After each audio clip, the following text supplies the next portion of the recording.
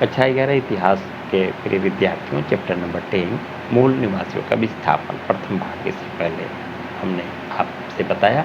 अब उसका जो दूसरा भाग शेष रह गया उसको हम इसमें पूर्ण करने जा रहे हैं। अपनी ज़मीन से मूल बासिंदों की बेदखली। जैसे जैसे संयुक्त राज्य अमेरिका ने अपनी बस्तियों का विस्तार किया, जमीन की बिक्री के समझौते पर दस्तखत कराने के बाद मूल निवासियों को वहां से हटने के लिए प्रेरित या बाध्य किया। उन्हें दी गई कीमतें बहुत कम थीं और इसके उदाहरण भी मिलते हैं कि अमेरिकियों संयुक्त राज्य अमेरिका में रहने वाले यूरोपीय लोगों के लिए प्रयुक्त पद ने धोखे से उनसे ज़्यादा ज़मीनें ले ली। यह पैसा देने के मामले में वायदा खिलाफी की। उच्च अधिकारी भी मूल बासिंदों की बेदखली को गलत नहीं मानते थे। यह जॉर्जिया के एक प्रकरण में देखा जा सकता है। जॉर्जिया संयुक्त राज्य अमेरिका का एक राज्य है। यहाँ के अधिकारियों की दलील थी कि चिरोकी कबीला राज्य के कानून से शासित तो होता ही है, लेकिन वे नागरिक अधिकारों का उपयोग नहीं कर सकते। ध्यान देने की बात है कि मूल निवासियों में से चिरोकी ही ऐसे थे जिन्होंने अंग्रेजी सीखने और अमेरिकी जीवन शैली को समझने की सबसे ज़्यादा कोशिशें की, और तब भी उन्हें नागरिक अधिकार नहीं दिए गए। 1832 में संयुक्त राज्य के मुख्य न्यायाधीश जॉन मार्शल ने एक महत्वपूर्ण फैसला सुनाया। उन्होंने कहा कि चिरोकी कबीला एक विशिष्ट समुदाय है और उनके स्वत्वाधिकार वाले इलाके में जॉर्जिया का कानून लागू नहीं होता, और वे कुछ मामलों में संपदा संपन्न हैं। संयुक्त राज्य के राष्ट्रपति एंड्रयू जैक्सन, जिनकी छवि आर्थिक और राजनीतिक पक्षपात के खिलाफ लड़ने वालों की थी, इंडियंस का मामला आने पर वह बिल्कुल उलट गए। उन्होंने मुख्य न्यायाधीश की इस बात का मान रखने से इनकार कर दिया। चिरोकियों को अपनी जमीन से हाँककर विस्तृत अमेरिकी मरुभूमि की ओर खदेड़ने के लिए अमेरिकी फौज भेज दी। जिन 15,000 लोगों को वहां से हटने पर मजबूर किया गया, उनमें से 1/4 अपने आंसुओं की राह के सफर में ही मर खप गए। जिन लोगों ने पहले से रहने वाले कबीलों की जमीनें ले ली, वे इस आधार पर अपने को उचित ठहराते थे कि चूंकि मूल निवासी जमीन का अधिकतम इस्तेमाल करना नहीं जानते, इसलिए वह उनके कब्जे में रहनी ही नहीं चाहिए। वे इस बिना पर भी मूल निवासियों की आलोचना करते हैं कि वे आलसी हैं, इसलिए बाजार हेतु उत्पादन करने में अपने शिल्प कौशल का इस्तेमाल नहीं करते हैं। अंग्रेजी सीखने और ढंग के कपड़े, जिनका मतलब था यूरोपियों जैसे कपड़े पहनने में उनकी दिलचस्पी नहीं है। कुल मिलाकर उनका कहना यह था कि वे मर खपने लायक ही हैं। खेती की जमीन निकालने के लिए प्रेरी साफ की गई और जंगली भैंसों को मारा गया। एक फ्रांसीसी आगंतुक ने लिखा कि आदिम जानवरों के साथ साथ आदिम मनुष्य लुप्त हो जाएंगे। क्रियाकलापों में देखें विद्यार्थियों के लिए इस दो तरह के जनसांख्यिकी आंकड़ों पर टिप्पणी करें। संयुक्त राज्य अमेरिका, स्पेनी अमेरिका। आप देखें मूल निवासी संयुक्त राज्य अमेरिका 6 लाख और 75 लाख स्पेनी, गोरे 90 लाख 33 लाख स्पेनी अमेरिकी, मिले जुले यूरोपीय 1 लाख और 53 लाख स्पेनी अमेरिकी, काले 19 लाख और 8 लाख स्पेनी नागरिक, कुल मिला के 1 करोड़ 16 लाख संयुक्त राज्य अमेरिका 1820। ये जनसांख्यिकी आंकड़े हैं आपके सामने। 1 करोड़ 69 लाख स्पेनी अमेरिका। इस बीच मूल निवासी पश्चिम की ओर धकेल दिए गए। उन्हें अस्थायी तौर पर अपनी जमीन दे दी गई थी, लेकिन अक्सर उन्हें उस जगह से भी बेदखल होना पड़ता था। जब उनकी जमीन के अंदर सीसा, सोना या तेल जैसे खनिज होने का पता चलता था, प्रायः कई समूहों को मूलतः किसी एक कब्जे वाली जमीन में ही साझा करने के लिए बाध्य किया जाता था, जिससे उनके बीच झगड़े हो जाते थे। मूल निवासी छोटे इलाकों में कैद कर दिए गए थे, जिन्हें रिजर्वेशन आरक्षण कहा जाता था। वे प्रायः ऐसी जमीनें होती थी जिनके साथ उनका पहले से कोई रिश्ता नहीं होता था। ऐसा नहीं है कि अपनी जमीनें उन्होंने बिना लड़े छोड़ दी हों। संयुक्त राज्य की फौज ने 1865 से 1890 के बीच विद्रोहों की एक पूरी श्रृंखला का दमन किया था। कनाडा ने 1869 से 1885 के बीच मेंटिसो यूरोपीय मूल निवासियों के वंशज के सशस्त्र विद्रोह हुए थे, लेकिन इन लड़ाइयों के बाद उन्होंने हार मान ली। यहाँ आप देख लें, मानव शास्त्र यह महत्वपूर्ण है कि इसी समय 1840 के दशक से उत्तरी अमेरिका में मानव शास्त्र विषय, जो कि फ्रांस से विकसित हुआ था, की शुरुआत हुई। यह शुरुआत स्थानीय आदिम समुदायों और यूरोप के मध्य यूरोप के सभ्य समुदायों के बीच के अंतर के अध्ययन के लिए हुई थी। कुछ मानव शास्त्रियों ने यह स्थापित किया कि जिस तरह यूरोप में आदिम लोग नहीं पाए जाते, उसी तरह अमेरिकी मूल निवासी भी समाप्त हो जाएंगे। यह देखिए आप, ये मूल निवासी का एक घर 1862। पुरातत्वविदों ने इसे पहाड़ों के बीच से ले जाकर व्योमिंग के एक संग्रहालय में रखा है। 1854 में संयुक्त राज्य अमेरिका के राष्ट्रपति को मूल निवासियों के एक नेता सिएटल के प्रधान का खत मिला। राष्ट्रपति ने प्रधान से एक समझौते पर दस्तखत करने के लिए कहा। समझौते के अनुसार सिएटल के लोगों को रियायती जमीन का एक बड़ा हिस्सा अमेरिकी सरकार को सौंपा जाना था। प्रधान ने जवाब दिया, आप आकाश को, भूमि की उष्मा को कैसे खरीद या बेच सकते हैं? यह ख्याल ही हम लोगों के लिए बहुत अजूबा है। अगर आप हवा की ताजगी और पानी की चमक के स्वामी नहीं हैं, तो आप उसे खरीद कैसे सकते हैं? धरती का हर हिस्सा मेरी जनता के लिए पूर्ण पावन है। चीड़ की चमकती हुई हर सुई, हर भालू का तट, घने जंगलों में पसरा हर कोहरा, सफाई करने वाला और गुनगुनाने वाला हर कीड़ा मेरे लोगों की स्मृति और अनुभव में पवित्र है। पेड़ों में दौड़ता हुआ रस रेडमैन की स्मृतियों का वाहक है। इसलिए वाशिंगटन में बैठा महान मुखिया ग्रेट चीफ जब यह संदेश भेजता है कि वह हमारी जमीन खरीदना चाहता है, तो वह हमसे कुछ ज़्यादा ही उम्मीद करता है। महान मुखिया का संदेश है कि वह हमारे लिए कोई जगह मुकर्रर कर देंगे ताकि हम आराम से रह सकेंगे। वह हमारे पिता होंगे और हम उनके बच्चे होंगे। इसलिए हम उस ज़मीन को खरीदे जाने के प्रस्ताव पर विचार करेंगे। लेकिन यह आसान ना होगा, क्योंकि यह ज़मीन हमारे लिए पावन है। धाराओं और नदियों में बहता हुआ चमकीला पानी सिर्फ पानी नहीं है, वह हमारे पुरखों का लहू है। अगर हम आपको ज़मीन बेच दें, तो आपको यह याद रखना होगा कि वह पवित्र है और अपने बच्चों को सिखाना होगा कि वह पवित्र है और उसके तालाबों के निथरे हुए पानी में दिखता हर खुदा प्रतिबिंब मेरी जनता के जीवन की घटनाओं और स्मृतियों का बयान करता है। पानी की कलकल मेरे पिता के पिता की आवाज़ है। यह जवाब में दिया गया।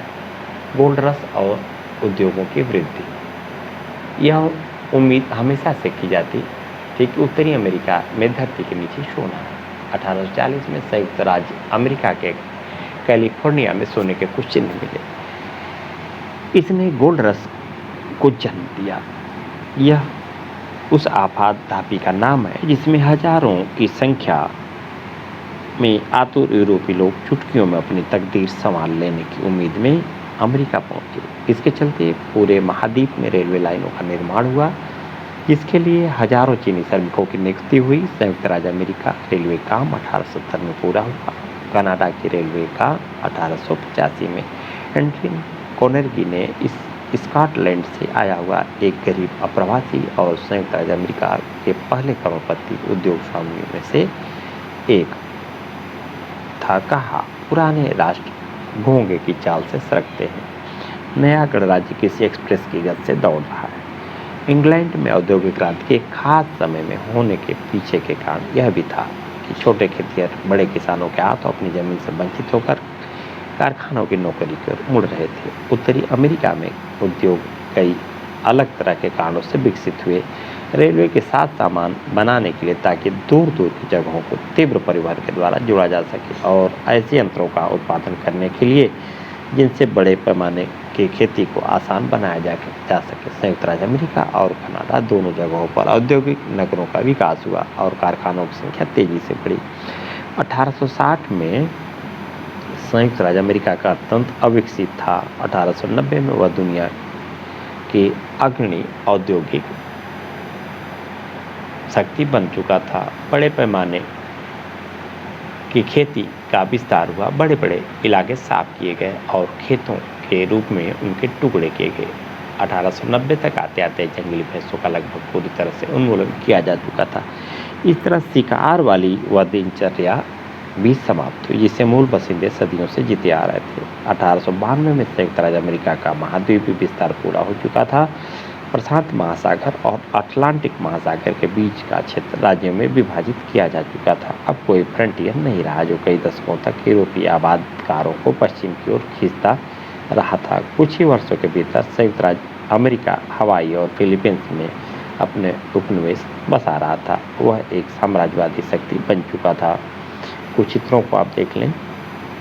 गोल्ड रेस के दौरान कैलिफोर्निया जाते लोग, यह चित्र देखें आप। समय के जनजीवन, संवैधानिक अधिकार। आबादकारों ने 1770 के दशक में आबादी के अपने संघर्ष में लोकतांत्रिक भावना के जिस नारे के तहत एकजुटता बनाई थी, वही पुरानी दुनिया। देखें आप, ऊपर जो चित्र था, संयुक्त राज्य अमेरिका द्वारा अप्रवासियों का स्वागत। ये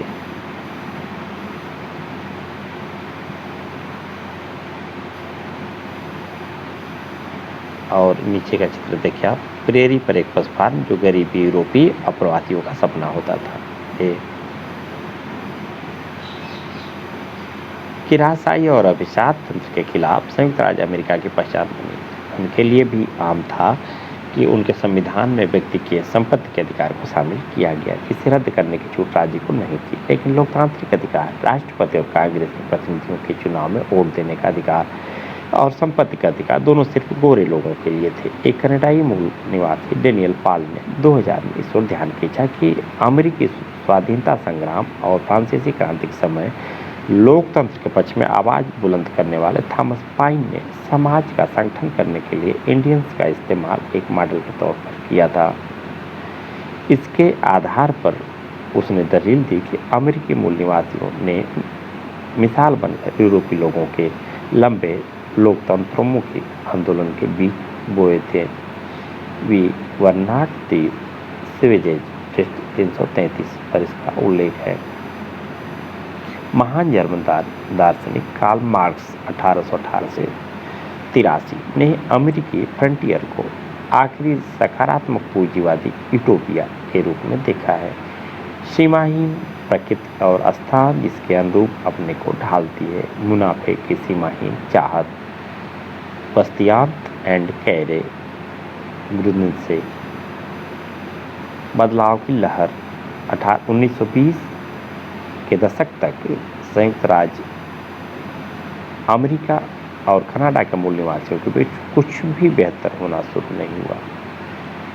संयुक्त राज्य अमेरिका की समस्त जनता को प्रभावित करने वाली बड़ी आर्थिक मंदी के कुछ साल पहले 1928 में समाज वैज्ञानिक लेवाइस मेरियम के निर्देशन में संपन्न हुआ एक सर्वेक्षण प्रकाशित हुआ, the problem of Indians administration, जिसमें रिजर्वेशन में रह रहे मूल निवासियों की स्वास्थ्य एवं शिक्षा सुविधाओं की दरिद्रता का बड़ा ही दारुण चित्र प्रस्तुत किया गया था। गोरे अमेरिकियों के मन में उन मूल निवासियों के लिए सहानुभूति जागी जिन्हें अपनी संस्कृति को पूरा निभाने से रोका जाता था और साथ ही साथ अमेरिका के लाभों से वंचित रखा जाता था।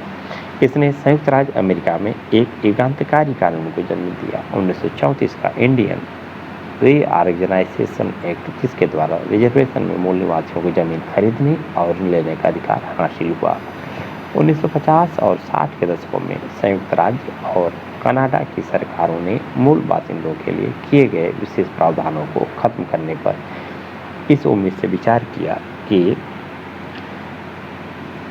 इससे वे मुख्य धारा में शामिल होंगे, अर्थात वे यूरोपीय संस्कृति को अपनाएंगे। लेकिन मूल बासिंदे ऐसा नहीं चाहते थे। 1954 में अनेक मूल निवासियों ने अपने द्वारा तैयार किए गए डिक्लेरेशन ऑफ इंडियन राइट्स में इस शर्त के साथ संयुक्त राष्ट्र अमेरिका की नागरिकता स्वीकार की, उसने रिजर्वेशन वापस नहीं लिए जाएंगे और उनकी परंपराओं में दखलंदाजी नहीं की जाएगी। कुछ ऐसी ही चीज़ें कनाडा में भी हुई। 1969 में सरकार ने घोषणा की कि वह आदिवासी अधिकारों को मान्यता नहीं देंगी। मूल निवासियों ने सुसंगठित तरीके से इसका विरोध करते हुए धरना प्रदर्शनों और वाद विवादों की एक पूरी श्रृंखला आयोजित की। 1982 में एक संवैधानिक धारा के तहत मूल निवासियों के मौजूदा आदिवासी अधिकारों और समझौता आधारित अधिकारों को स्वीकृति मिलने तक यह सवाल हल नहीं हो पाया, परंतु इन अधिकारों की बारीकियों के बारे में बहुत से फैसले बाकी हैं। पर अब यह बहुत साफ है कि दोनों मुल्कों के मूल निवासियों ने 18वीं सदी के मुकाबले अपनी संख्या बहुत कम होने के बावजूद अपनी संस्कृति को निभाने के अपने अधिकार को लेकर पुरजोर दावेदारी की और ख़ास तौर से कनाडा में अपनी पवित्र भूमि पर अधिकार की भी दावेदारी की। ऐसी दावेदारी 1880 दशक में उनके पुरखे नहीं कर सकते थे।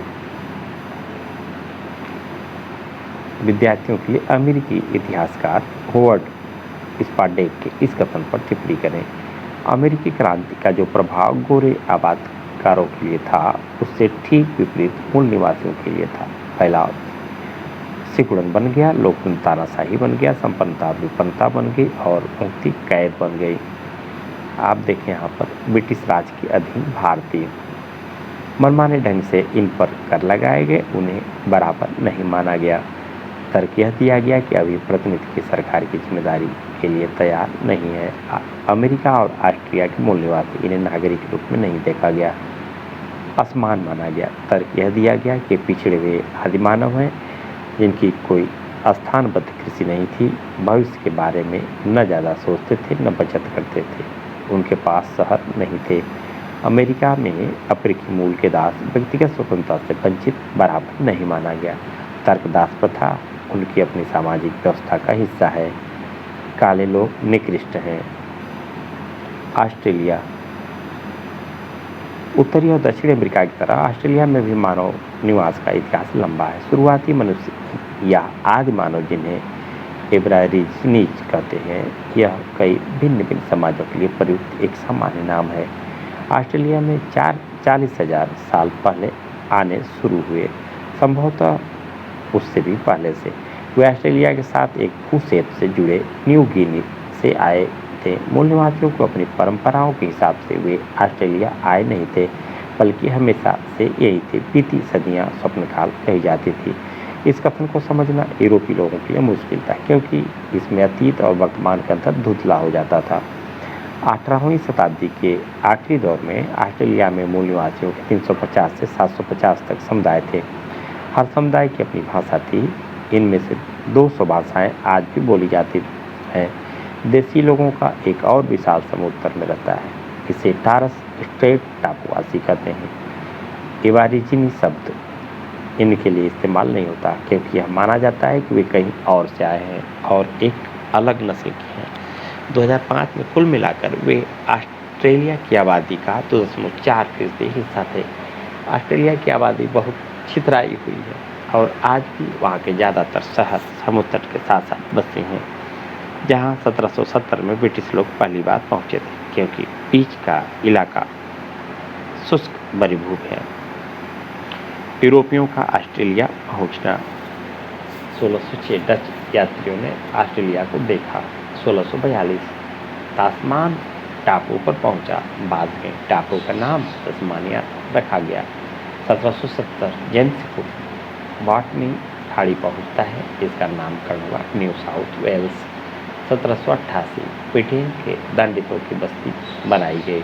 सिडनी की स्थापना हुई।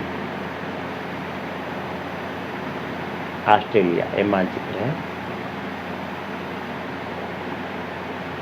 देखिए यहाँ हिंद महासागर, प्रशांत महासागर, ये डार्विन, पर्थ,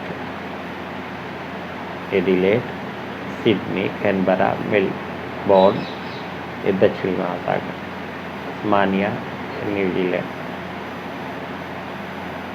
ऑस्ट्रेलिया में यूरोपीय आबादकारों, मूल निवासियों और जमीन के बीच आपसी रिश्तों का किस्सा उत्तरी और दक्षिणी अमेरिका के किस्से से कई बिंदुओं पर मिलता जुलता है। हालांकि इसकी शुरुआत 300 साल बाद हुई। मूल निवासियों के साथ हुई मुलाकात को लेकर कैप्टन कुक और उसके जत्थे के आरंभिक ब्यौरे मूल निवासियों के दोस्ताना व्यवहार के बारे में उत्साह हो।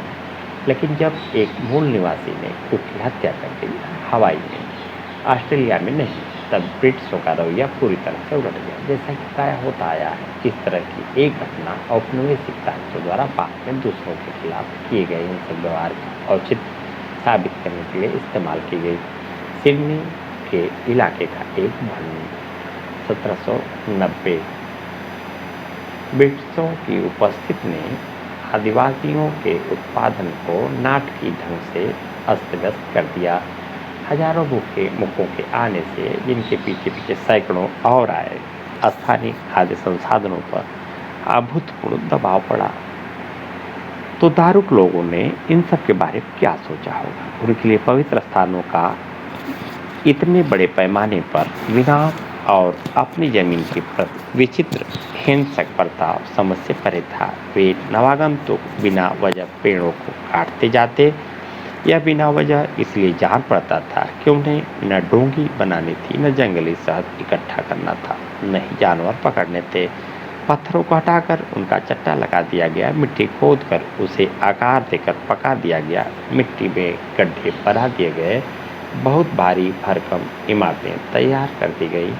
पहले पहल उन्हें इस सफाई की तुलना किसी पवित्र अनुष्ठानिक भूमि के निर्माण से की होगी। संभवतः उन्होंने सोचा कि एक विशाल कर्मकांडी जलसा होने जा रहा है। यह एक खतरनाक धंधा होगा जिससे उन्हें पूरी तरह दूर रहना चाहिए।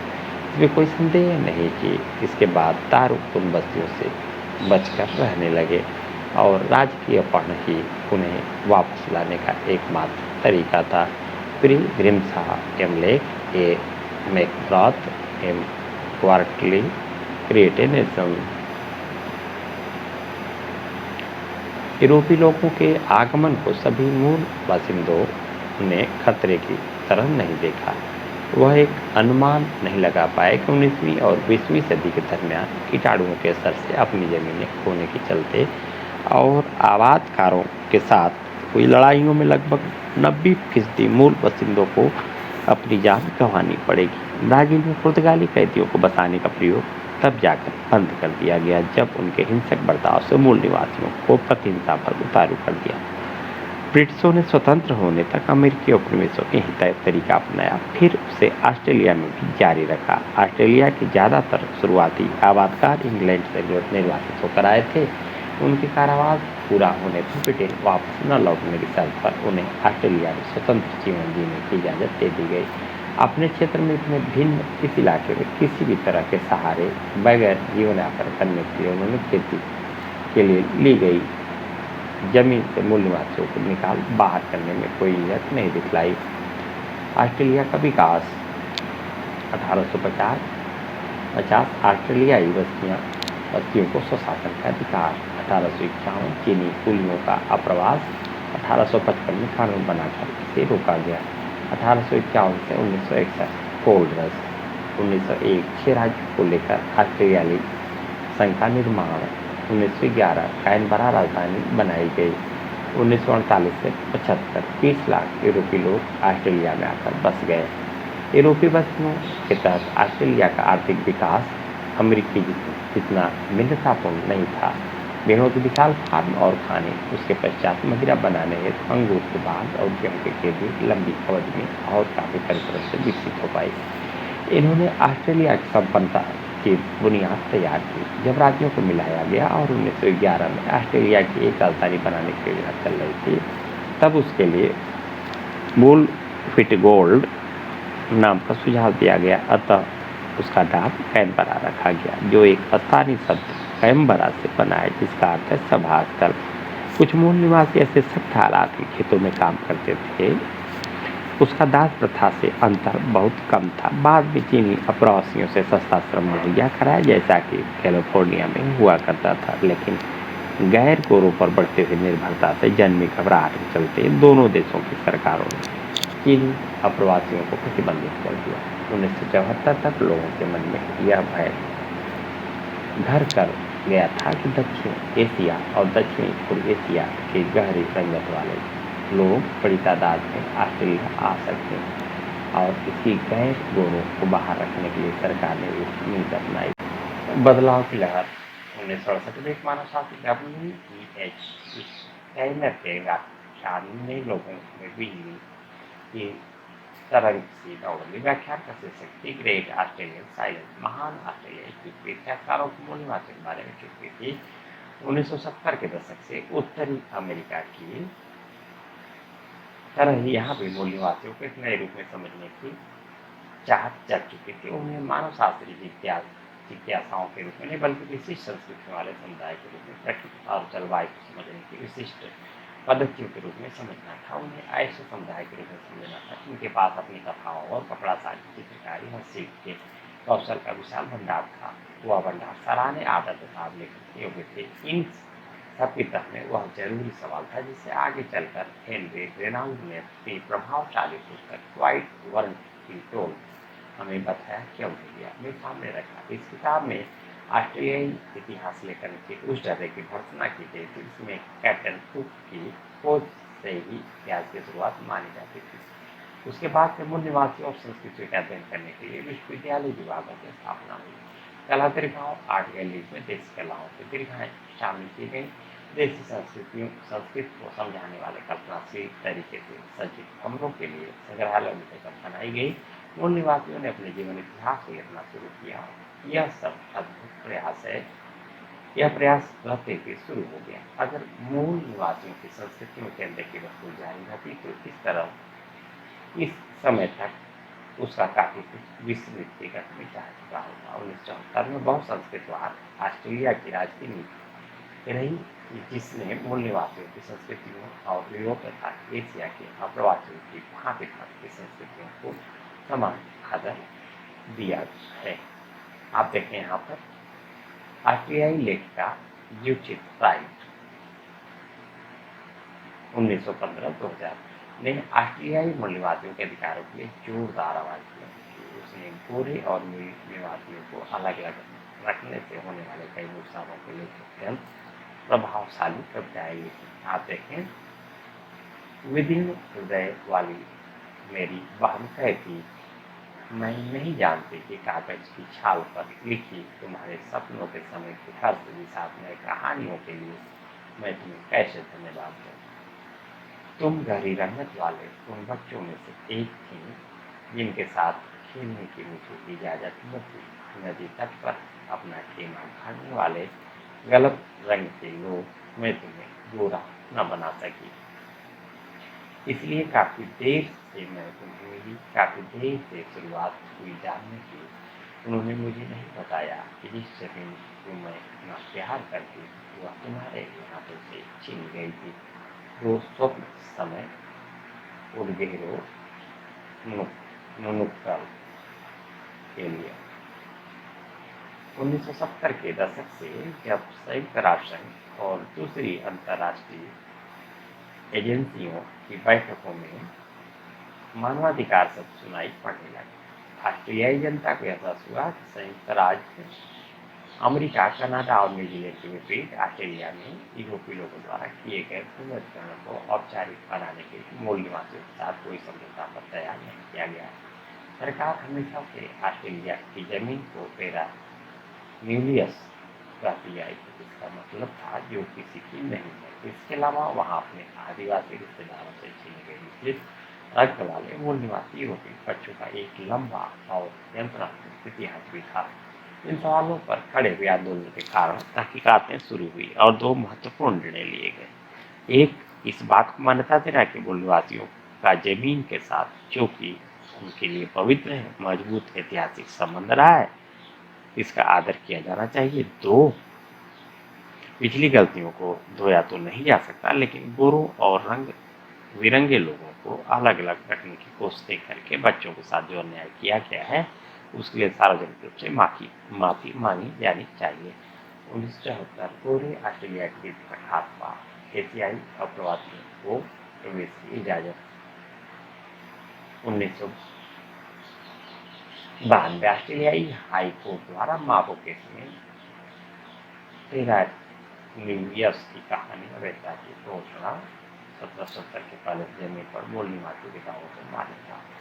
1995 आदिवासी और तारल स्टेट टापुआती बच्चों को परिवारों के लिए किए जाने के मामले में राष्ट्रीय जांच 1999 1820 से 1970 के बीच के दशक के बीच गुम हुए बच्चों से माफीनामे के तौर पर राष्ट्रीय क्षमा याचना दिवस नेशनल सॉरी डे 26 मई। ये कुछ प्रश्न है जिन्हें विद्यार्थी तैयार करेंगे या जो इसका अध्ययन करने वाले शोधार्थी हैं उनके लिए दक्षिण और उत्तरी अमेरिका के मूल निवासियों के बीच के फर्कों से संबंधित किसी भी विधि पर टिप्पणी 19वीं सदी के संयुक्त राज्य अमेरिका में अंग्रेजी के उपयोग के अतिरिक्त अंग्रेजों के आर्थिक और सामाजिक जीवन की कौन सी विशेषता, अमेरिकियों के लिए फ्रंटियर के क्या मायने थे, इतिहास की किताबों में ऑस्ट्रेलिया के मूल निवासियों को शामिल क्यों नहीं किया गया था। निबंधात्मक प्रश्न है। लोगों की संस्कृति को समझने में संग्रहालय की गैलरी में प्रदर्शित की कितनी कामयाब होती है। इस संग्रहालय के देखने के अपने अनुभव के बारे में उदाहरण लेकर विचार करें। कैलिफोर्निया में 4 लोगों के बीच 1880 में हुई किसी मुलाकात की कल्पना कीजिए। ये 4 लोग हैं, एक अफ्रीकी गुलाम, एक चीनी मजदूर, पूर्ण रस के चक्कर में आया हुआ एक जर्मन और वो भी कभी देगा एक मूल निवासी। उनकी बातचीत का वर्णन करिए। इसी के साथ चैप्टर नंबर 10 मूल निवासियों का विस्थापन पूर्ण होता है।